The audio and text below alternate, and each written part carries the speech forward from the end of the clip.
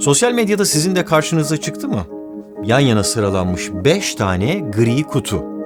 Bazıları sarı renkte. Sonra altında 5 kutu daha. Bu kez içlerinden biri yeşil. Bu şekilde alt alta ilerleyen 6 satırın sonunda bir de bakmışsınız hepsi yeşil oluvermiş. Bu bir oyun. Wordle adında bir kelime bulmaca oyunu. Geçen yılın son aylarında ortaya çıktı ve 2022'nin başlarında viral bir şekilde büyük bir hızla yayılmaya başladı. Oyunun kuralları son derece basit, onları anlatacağım ama onun arkasındaki hikaye benim daha çok ilgimi çekiyor. Çünkü bu oyunun tasarımı, bu oyunun mekaniği giderek oyunlaşmaya başlayan hayatımızdaki bazı kapıları aralayabilir. Ama önce biz bir kutularımızı açalım. Wordle 5 sütunlu, 6 satırlı bir ızgara şeklinde başlıyor. Böyle tasarlanmış. Amacımız her gün değişen 5 harfli bir kelimeyi bulmak. Oyunu tasarlayan kişi bir Amerikalı olduğu için, bu arada soy ismine de dikkat, kelimeleri İngilizce olarak tahmin etmek gerekiyor. Ama merak etmeyin, çok kısa bir sürede pek çok dile çevrildi ve aralarında Türkçe versiyonu da var. Hangi dilde olursa olsun sonuçta her zaman 5 harfli bir kelimeyi tahmin ederek başlıyoruz oyuna. Şimdi ben kendi adımla başlayayım. Barış diyelim ve sonuçlara bakalım. Gördüğünüz gibi ilk 2 harf sarıya döndü. Bunun anlamı o harfler tahmin etmem gereken 5 harfli kelimenin içinde var ama yerleri, konumları yanlış. O zaman şimdi yeni bir tahminde bulunalım. B ve A harfleri cepte. Aklıma beton geliyor. Olur mu? Olmaz. Niye? Çünkü hem B hem A'nın olması gerekiyor. Dolayısıyla B ve A'nın olduğu başka 5 harfli bir kelime düşünmem lazım. Düşünelim. Şimdi de aklıma baton geldi. Hem B hem A var fakat konumları değişmemiş oldu. Olsun, aklıma başka bir kelime gelmiyor. Şimdilik bunu deneyeceğim. Belki yeni başka bazı harfleri yakalayabilirim. Bu da bir strateji sonuçta. İyi de baton Türkçe bir kelime mi? Evet, öyle. Hatta ipucu vereyim şöyle.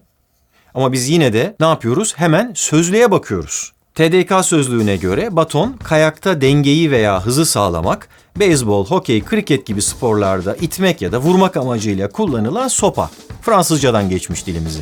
O zaman hemen bu batonu da yazalım ve başka harfler yakalayabildik mi diye bir bakalım. İlk 2 harfi zaten bilmiştik. Sarı olduğunu biliyoruz. Yerlerini değiştireceğiz. Merak etmeyin ama bakın yeni 2 tane daha sarı geldi. Böylece 5 harften 4'ünü bilmiş olduk. İçinde B, A, O ve N olan 5 harfli bir kelime. Bunların yerleri değişecek. Bir düşünelim bakalım. Şöyle siz de bir düşünün. Hatta videonun sağ alt köşesindeki butona bakın. Hatta daha önce basmadıysanız bir basın. Evet, doğru kelime muhtemelen abone. Ve onu yazdığımızda bütün kutularımız yeşile dönmüş oluyor. Toplam 3 tahminde 5 harfli günün kelimesini bulduk. Böylece gururla paylaşabileceğimiz bir desen de oluşturmuş olduk. İşte Wordle oyununda gördüğünüz gibi en fazla 6 tahminle bu 5 harfli günün kelimesini bulmaya çalışıyoruz. Son derece basit. Ama bu tasarımın bazı incelikleri var. Şimdi biraz onlardan söz edelim. Bu oyun 2022'nin ilk viral oyunu dedim ama tek viral oyunu olarak kalmayacak büyük bir ihtimalle. Biz daha önce ne oyunlar gördük? Facebook'ta, Farmville'de çiftçilik yapanlar var mı aramızda? Bir el parmak kaldırsın bakalım. Candy Crush'lar, Animal Crossing'ler, Flappy Bird'ler. Bunların hepsi viral, yani insanlar arasında çok büyük bir hızla yaygınlaşabilmesi için özellikle tasarlanmış oyunlar. Ama Wordle'ın bir farkı var. O sizin mümkün olabildiğince çok vaktinizi almak için yapılmamış. Tam tersine günde sadece bir kelime yayınlanıyor. O kelimeyi bulduktan sonra bir daha 24 saat boyunca oynayamıyorsun. Yani bir kısıtlama var ve bu da onu daha değerli kılıyor. Unutmayın, kısıtlamalar hem yaratıcılığı arttırır hem de değeri yükseltir. O yüzden sahip olduğumuz imkanları değerlendirirken sahip olamadıklarımıza bakıp da bahaneler üretmemek lazım. Wordle oyununu farklılaştıran konulardan bir diğeri ise onun erişilebilirliği. Son derece basit. Herkese açık, tamamen ücretsiz ve sadece web tarayıcısını kullanarak girip oynamaya başlıyorsunuz. Yani internete giren herkes bu oyunu oynayabilir. Öyle bir yerlerden uygulama indirmiyorsunuz, kayıt olmuyorsunuz, bilgi paylaşmıyorsunuz. Tarayıcınızdan giriyorsunuz ve oynuyorsunuz. Bu kadar basit, bu kadar erişilebilir. Bu da onun herkese kolaylıkla ulaşabilmesini sağlıyor. oluyor. Unutmayın, erişilebilirlik hem büyümeyi arttırır hem de daha fazla kişinin potansiyelini ortaya çıkarır. O yüzden bir şeyleri tasarlarken mümkün olabildiğince karmaşıklıktan uzaklaşın, sadeleşin, sadeleştirin. Yaptığınız şeyle başka insanların arasındaki engelleri ortadan kaldırın. Wordle'da gördüğüm üçüncü ve sonuncu önemli özellik ya da farklılıksa onun paylaşılabilirliği. İyi oyunlar aslında beynin doğru noktalarını uyarırlar. Bu örneğimizde beynin hem konuştuğumuz dille ilgili bölümleri hem de mantıkla ilişkili kısımları çalıştırılıyor. Yani hem sözelden hem sayısaldan giriyoruz bu sınava.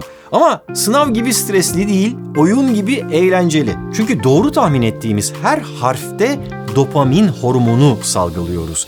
Sarı ve yeşil olarak gördüğümüz her kutu bizdeki memnuniyet ve tatmin hislerini güçlendiriyor. Bunların oluşturduğu desenleri yani görsel ipuçlarını diğer herkesle de paylaşmak istiyoruz. Unutmayın, paylaşılabilirlik hem üretilen değeri zenginleştirir hem de çevresinde bir ekosistem yaratır. O yüzden her ne yapıyorsanız yapın, başkalarını da ortak etmeye çalışın. Ekip olun, topluluk oluşturun, değeri paylaşın. Bakın daha önce de söylediğim gibi bu oyunda herkes, dünyadaki herkes aynı dili konuşmak kaydıyla aynı kelimeyi bulmaya çalışıyor.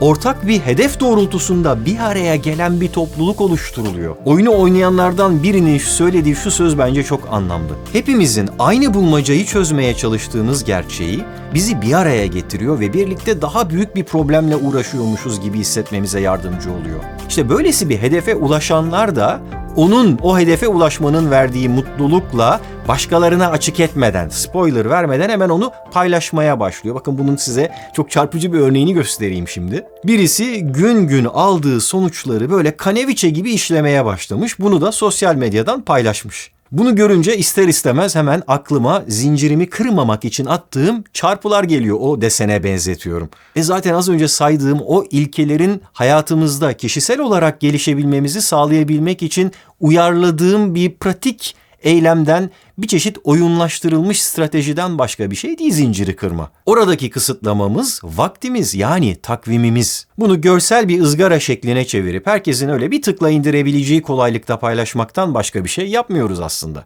Ama gerek toplumda gerek bireysel hayattaki büyük değişimler işte böyle küçük gibi gözüken, basit gibi gözüken ilkelerle ortaya çıkıyor. İşte az önce saydığım ilkeleri siz de eğer hayatınızda uygularsanız, Wordle oyununda da uygulanan o ilkeleri pozitif anlamda viral bir etkiye sahip olabilirsiniz. Ve böyle bir hareketin sonuçlarına inanın siz bile şaşırabilirsiniz. Wordle oyununu yapan kişi bunu sadece kız arkadaşı için tasarladığını söylüyor. Yani başlangıcında aşk olan bir iş bu. İşte hedefleri de böyle belirlemek lazım. Aşık olabileceğiniz türde hedefler koymak lazım. Neyse sonra Wordle'ı tasarlayan, kız arkadaşı için tasarlayan bu kişi onu böyle WhatsApp gruplarından eşiyle, dostuyla, arkadaşlarıyla paylaşmaya başlamış ve yaklaşık 2,5 ay kadar önce 1 Kasım'da bu oyunu oynayan kişi sayısı yeryüzünde toplam 90 kişiymiş. 2 ay sonra yani yılbaşında bu sayı 300 binlere çıkmış ve oradan da sonra 2-3 hafta içerisinde bugünlerde milyonlarca kişi oynuyor. Gerçekten de çok şaşırtıcı. Oyunu yapan, böyle bir hedefi koyan kişi için bile şaşırtıcı olan sonuçlar bunlar.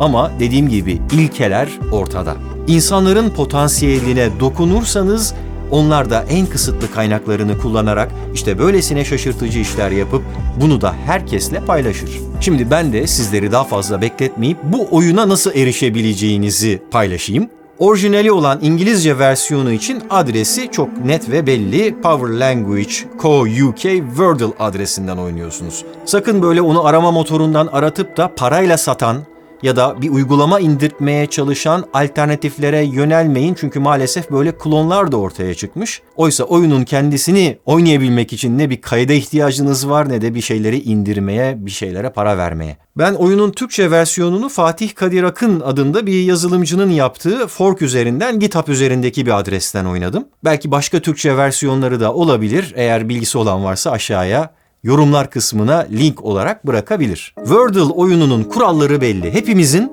6 tahmin hakkı ve her tahminde kullanabileceği 5 harfi var. Tüm bunları kullanarak doğru kelimeyi bulabilmek için nasıl davranacağınıza siz karar vereceksiniz. Hayat oyununun kuralları da belli. Hepimizin haftada 7 günü, günde 24 saati var. Bunları kullanarak doğru hedefe ulaşmak için nasıl davranmanız gerektiğine yine siz karar vereceksiniz.